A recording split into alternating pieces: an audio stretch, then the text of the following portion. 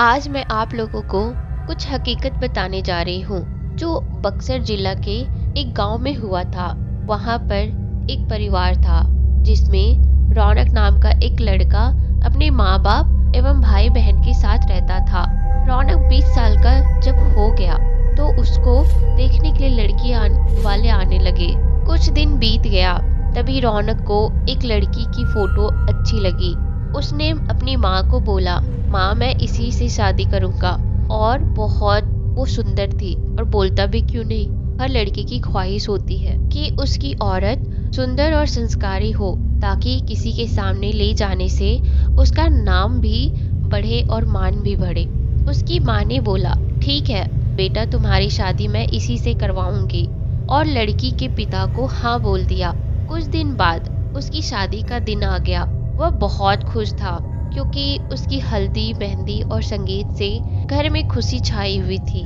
सारे मेहमान से उसका घर भर गया था। वह मन ही मन सोच रहा था कि मैं अपनी औरत को बाहर घुमाने ले जाऊंगा और दोस्तों के साथ खूब बातें भी करूंगा कि देखो मेरी औरत लाखों में एक है। मन ही मन लड्डू फूट रहे थे और उस दिन उसका इंतजार भी खत्म हो गया क्योंकि उस दिन उसकी शादी जो हो रही थी। गांव वाले भी धूमधाम से बारात लेकर लड़की के घर पहुंचे और दोनों की शादी भी हो गई। जब सुबह विदाई हुई तो उस समय लड़की को डोली में अकेले ही ससुराल लाया जाता था। चार कहार डोली को उठाते उठाते थक गए थे। वह बेचारे सोचे कि कहीं पेड़ दिखा तो डोली उसके नीचे रख देंगे तो थोड़ी देर आराम करके फिर आगे बढ़ेंगे। और आम का पेड़ तभी दिख गया। वह लोग डोली को रखकर पानी पीने लगे और बोले कि बहू अगर आपको भी प्यास लगी हो तो पानी पी लो।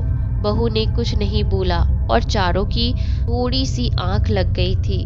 तभी उस पेड़ की चुड़ैल नीचे उतरी और दुल्हन को मारकर उसके अंदर आ गई और डोली में बैठ गई क्योंकि दोपहर का समय था।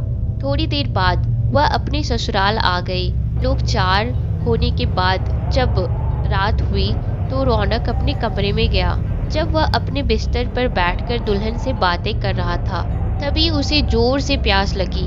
उसने कहा, मैं पानी पीकर आता हूँ।